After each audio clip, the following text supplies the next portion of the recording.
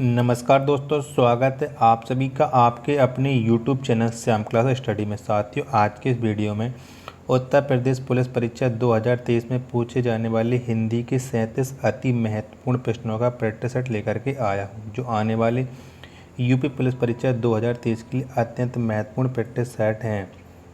तो साथ ही मैं आपको बता दूं कि जब तक कोई भी अभ्यर्थी प्रैक्टिस सेट नहीं लगाएगा, वो यूपी पुलिस परीक्षा 2023 में अच्छा स्कोर करके नहीं आ पाएगा। तो आप सभी लोग लगातार प्रैक्टिस सेट लगाते रहिएगा और इन्हीं प्रैक्टिस सेटों के माध्यम से आपको पता चल पाता है कि आपकी तैयारी कैसी चल रही है और आप इस प्रैक्टिस सेट में कितने प्रश्न हैं जो सही कर पाते हैं। आज के प्रैक्टिस सेट में आपको 37 प्रश्न देखने को मिलेंगे, जिसमें से आपको कम से कम 25 प्रश्न तो आपको हर हाल में सही करने ही होंगे। अगर आप इससे कम स्कोर कर पा रहे हैं तो आपकी तैयारी ठीक नहीं चल रही, अभी आपको और ज़्यादा मेहनत करने की ज़रूरत है।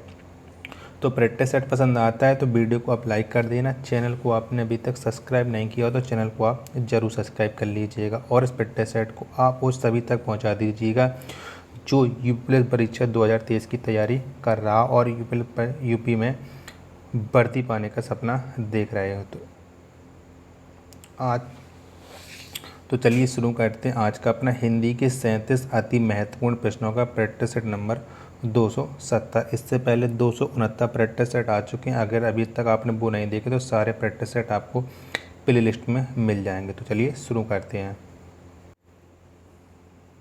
तो पहला प्रश्न है आपके सामने, किस वाक्य में सकर्मक क्रिया नहीं है? तो कौन से वाक्य में सकर्मक क्रिया नहीं है ये आपको बताना है। तो कौन से वाक्य में नहीं है? तो ये श्याम रोता है। कौन? श्याम रोता है, इसमें सकर्मक क्रिया नहीं है। ऑप्शन नंबर सी इसका राइट आंसर हो जाएगा। अगला प्रश्न है आपके सामने कि हिंदी के अतिरिक्त कौन सी भाषा देवनागरी लिपि में लिखी जाती है? तो वो कौन सी भाषा है जो हिंदी के अलावा देवनागरी लिपि में लिखी जाती है? तो वो भाषा है नेपाली। कौन? नेपाली है। ऑप्शन नंबर ए इसका राइट आंसर हो जाएगा। वर्तनी की दृष्टि से सही शब्द है, तो आपको बताना है क्वेश्चन नंबर 3 में कि वर्तनी की दृष्टि से कौन सा सही शब्द लिखा है। तो ये लिखा है अट्टालिका। कौन? अट्टालिका। ऑप्शन नंबर ए वाला ये सही लिखा है, तो ऑप्शन नंबर ए इसका राइट आंसर हो जाएगा। वर्चस्व का समानार्थक शुद्ध है, तो वर्चस्व का समानार्थक शब्द कौन सा हो जाएगा? तो इसका समानार्थक शब्द हो जाएगा प्रबल्य। कौन? प्रबल्य हो जाएगा। ऑप्शन नंबर सी इसका राइट आंसर हो जाएगा। आश्रय का समानार्थक शुद्ध है, तो कौन सा हो जाएगा? आश्रय का समानार्थक शब्द है, तो इसका समानार्थक शब्द हो जाएगा सही शरण। क्या? शरण हो जाएगा आश्रय का। ऑप्शन नंबर डी इसका राइट आंसर हो जाएगा। प्रसिद्ध का समानार्थक शुद्ध है, तो कौन सा हो जाएगा? प्रसिद्ध का समानार्थक शब्द, तो ये हो जाएगा प्रख्यात। कौन सा? प्रख्यात। ऑप्शन नंबर डी इसका राइट आंसर हो जाएगा। अगला निर्देश दिया है अगले पेज के लिए। प्रश्न संख्या 7 से 9 तक के लिए दिए गए संधि विच्छेद में सही विकल्प चुना है। तो आपको 7, 8, 9 में से संधि विच्छेद चुनना है। तो रूपांतरण का संधि विच्छेद कौन सा हो जाएगा? तो जो रूपांतरण है इसका संधि विच्छेद हो जाएगा सही रूप प्लस अंतरण। क्या? रूप प्लस अंतरण, ये रूपांतरण का सही संधि विच्छेद है, तो ऑप्शन नंबर ए इसका राइट आंसर हो जाएगा। अगला है आपके सामने की दुराशा, तो इसका सही संधि विच्छेद क्या हो जाएगा? तो जो दुराशा है इसका सही संधि विच्छेद हो जाएगा दुहु प्लस आशा। क्या? दुहु प्लस आशा, यानी ऑप्शन नंबर सी इसका राइट आंसर हो जाएगा। मनोयोग का सही संधि विच्छेद क्या होगा? तो इसका सही संधि विच्छेद हो जाएगा मनहा प्लस योग। क्या? मनहा प्लस योग। ऑप्शन नंबर बी इसका राइट आंसर हो जाएगा। हिंदी का आदि कवि किसे माना जाता है? तो किसको माना जाता है हिंदी का आदि कवि, ये आपको बताना है। तो क्वेश्चन नंबर 10 का राइट आंसर क्या हो जाएगा? तो ये माना जाता है पुष्पदंत को। किसे? पुष्पदंत को हिंदी का आदि कवि माना जाता है। ऑप्शन नंबर डी इसका राइट आंसर हो जाएगा। 84 वैष्णव की वार्ता किसकी रचना है? तो ये किसकी रचना है 84 वैष्णव की वार्ता? तो ये रचना है गोस्वामी गोकुलनाथ। किसकी? गोस्वामी गोकुलनाथ की। ऑप्शन नंबर डी इसका राइट आंसर हो जाएगा। अगला प्रश्न है आपके सामने, किस वाक्य में वचन का सही प्रयोग हुआ है? तो आपको बताना है कि कौन से वाक्य में वचन का सही प्रयोग हुआ है। क्वेश्चन नंबर 14 का राइट आंसर क्या हो जाएगा? तो ये हुआ है ऑप्शन नंबर डी में। कौन से ऑप्शन नंबर डी में सही वचन का प्रयोग हुआ है? मेरे होश उड़ गए। ऑप्शन नंबर डी इसका राइट आंसर हो जाएगा। अगला प्रश्न है आपके सामने कि निम्न में से कौन सा अंग्रेजी भाषा का शब्द है? तो इनमें से कौन सा है जो अंग्रेजी भाषा का शब्द है? तो साइकिल। कौन? साइकिल ये अंग्रेजी भाषा का शब्द है। ऑप्शन नंबर बी इसका राइट आंसर हो जाएगा। पेड़ से फल गिरा, निम्नलिखित में उपयुक्त कारक चुने। तो कौन सा कारक हो जाएगा? क्वेश्चन नंबर 16 में ये आपको बताना कि पेड़ से फल गिरा। तो इसमें कारक हो जाएगा अपादान कारक। कौन सा? अपादान कारक। ऑप्शन नंबर बी इसका राइट आंसर हो जाएगा। कवि का स्त्रीलिंग है तो कौन सा हो जाएगा? कवि का स्त्रीलिंग ये आपको बताना है। तो कवि का स्त्रीलिंग होता है कवियत्री। कौन? कवियत्री होता है।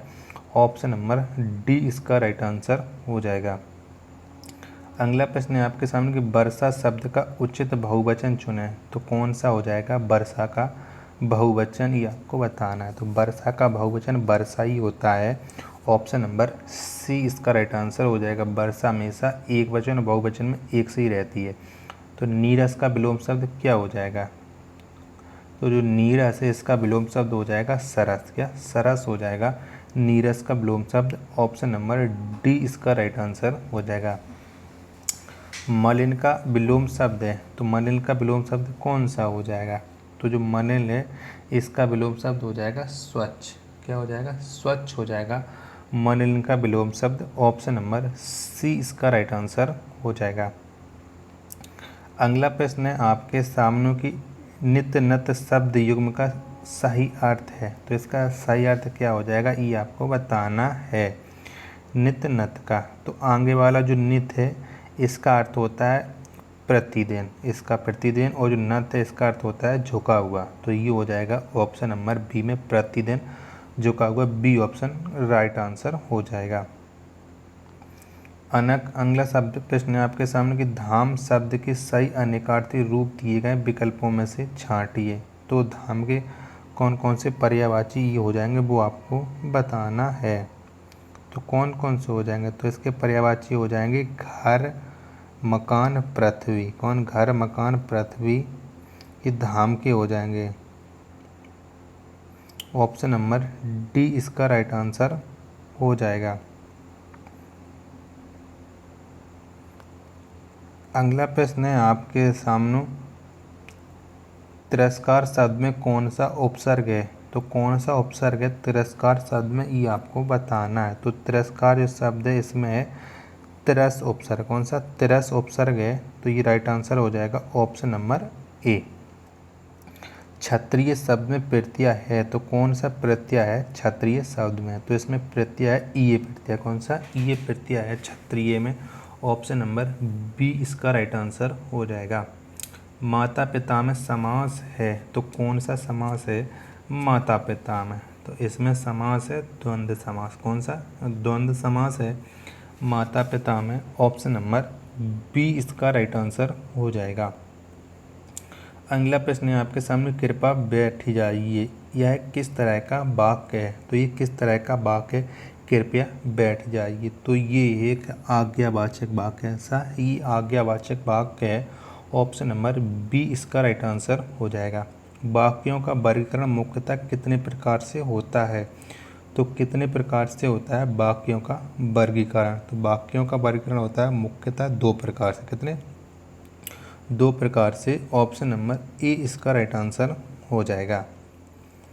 अगला प्रश्न है आपके सामने कि निम्न में से कौन सा विकल्प मिश्र वाक्य नहीं है? तो आपको बताने इनमें से कौन सा वो विकल्प है जो मिश्र वाक्य नहीं है। तीन है जो मिश्र वाक्य जबकि चौथा है वो मिश्र वाक्य नहीं है। तो चारों विकल्प आप पढ़ लीजिएगा, उसका राइट आंसर आपको पता चल जाएगा। तो वह पर इसमें ही नहीं वरन ईमानदार भी है। तो यह एक मिश्र वाक्य नहीं है, यह एक संयुक्त वाक्य है। तो ऑप्शन नंबर बी इसका राइट आंसर हो जाएगा। अगला प्रश्न है आपके सामने आपको 29 में चारों विकल्प एक साथ पढ़ना है और आपको बताना है, सॉरी 5 विकल्प एक साथ पढ़ना है और देखना है कि कौन से भाग में त्रुटि है। तो जब मैं कलकत्ता के अंदर रहता था तो ऐसी घटनाएं नहीं होती थी, त्रुटि रहे। तो आप बताना है कि कौन सा स्थान, सॉरी कौन सा वो विकल्प है जो सही हो जाएगा। तो यहाँ पर आप देखें कलकत्ता के अंदर नहीं रहता, कलकत्ता में होना चाहिए था। तो किस में त्रुटि है? तो त्रुटि है ऑप्शन नंबर बी वाले भाग में। अगला प्रश्न है आपके सामने कि संबंधों की बुनियादी निजी अविश्वास पर निर्भर करती आई ये त्रुटि रहे थे। तो कौन से भाग में त्रुटि है ये आपको बताना है। तो संबंधों की बुनियाद निजी अविश्वास नहीं, विश्वास होना चाहिए। तो त्रुटि किस में हो जाएगी? ऑप्शन नंबर बी वाले भाग में त्रुटि हो जाएगी। अगला आपके सामने की जननी तू जननी भई विधि सन को कछु न बसाए में कौन सा अलंकार है। तो इसमें कौन सा अलंकार है ये आपको बताना है। तो कौन सा अलंकार? तो इसमें अलंकार है लाटानुप्रास। कौन सा? लाटानुप्रास है। ऑप्शन नंबर सी इसका राइट आंसर हो जाएगा। अगला प्रश्न है आपके सामने कि ऐहिक का तात्पर्य है। तो कौन सा तात्पर्य हो जाएगा ऐहिक शब्द से? तो इसका तात्पर्य हो जाएगा इस लोक से संबंध रखने वाला। क्या? इस लोक से संबंध रखने वाला ऐहिक का तात्पर्य है। ऑप्शन नंबर बी इसका राइट आंसर हो जाएगा। अगला प्रश्न है आपके सामने कि निम्नलिखित में से कौन सा भाववाच्य का उदाहरण है। तो इनमें से कौन सा है जो भाववाच्य का उदाहरण है? तो मुझसे गाया नहीं जाता। क्या? मुझसे गाया नहीं जाता ये भाववाच्य का उदाहरण है। ऑप्शन नंबर बी इसका राइट आंसर हो जाएगा। अगला प्रश्न है आपके सामने कि जिसकी तुलना ना हो सके उसे कहते हैं। तो उसे क्या कहते हैं कि जिसकी तुलना ना हो सके? तो उसे कहते अतुलनीय। क्या? अतुलनीय कहते हैं। ऑप्शन नंबर सी इसका राइट आंसर हो जाएगा। अगला प्रश्न है आपके सामने कि देखी सुदामा दीन दशा करुणा करके करुणानिधि रोई में कौन सा रस है। तो कौन सा रस है? क्वेश्चन नंबर 35 में। तो इसमें रस है करुण रस। कौन सा? करुण रस है। ऑप्शन नंबर सी इसका राइट आंसर हो जाएगा। निम्न मुहावरे का अर्थ बताइए। तो बताना है आपको, मुहावरा दिया गया आस्तीन का सांप होना। तो इस मुहावरे का क्या अर्थ है? तो इस मुहावरे का अर्थ है विश्वासघाती होना। क्या? विश्वासघाती होना। ऑप्शन नंबर सी इसका राइट आंसर हो जाएगा। पेट भरे मन मोदक से कब सही विकल्प चुनिए। तो इसका सही विकल्प कौन सा हो जाएगा? पेट भरे मन मोदक से। तो देख लीजिएगा 3 विकल्प ये होंगे जबकि चौथा विकल्प ये है। तो इसका सही राइट आंसर हो जाएगा केवल सोचते रहने से किसी काम में सफलता न मिलना। ऑप्शन नंबर डी इसका राइट आंसर हो जाएगा। छंद का सर्वप्रथम उल्लेख कहाँ मिलता है? तो कहाँ पर मिलता है छंद का सर्वप्रथम उल्लेख? तो ये मिलता है ऋग्वेद में। कहाँ? ऋग्वेद में मिलता है। ऑप्शन नंबर ए इसका राइट आंसर हो जाएगा। कुंडली 6 चरण वाले छंद को कहते हैं। इसके प्रत्येक चरण में कितनी मात्राएं होती हैं? तो कुंडली के प्रत्येक चरण में कितनी मात्राएं होती हैं ये आपको बताना है। तो कुंडली के प्रत्येक चरण में होती हैं 24 मात्राएं। कितनी? 24 मात्राएं। ऑप्शन नंबर डी इसका राइट आंसर हो जाएगा। अगला प्रश्न है आपके सामने 40 है और लास्ट प्रश्न है आज के प्रैक्टिस सेट का कि देखो दो दो मेघ बरसते मैं प्यासी की प्यासी पंक्ति में कौन सा अलंकार है? तो इस पंक्ति में कौन सा अलंकार है? तो इस पंक्ति में है विशेषोक्ति अलंकार। कौन सा? विशेषोक्ति अलंकार है। ऑप्शन नंबर ए इसका राइट आंसर हो जाएगा। तो अब आप बताइए आपने हमारे इस प्रैक्टिस सेट में कितने प्रश्न जो सही किए और ये प्रैक्टिस सेट आपको कैसा लगेगा? प्रैक्टिस सेट पसंद आया हो तो वीडियो को आप लाइक कर देना। चैनल को आपने अभी तक सब्सक्राइब नहीं किया हो तो चैनल को आप ज़रूर सब्सक्राइब कर लीजिएगा। मिलते हैं अपन नेक्स्ट वीडियो तथा नेक्स्ट प्रैक्टिस सेट में। तब तक के लिए धन्यवाद। जय हिंद प्यारे साथियों।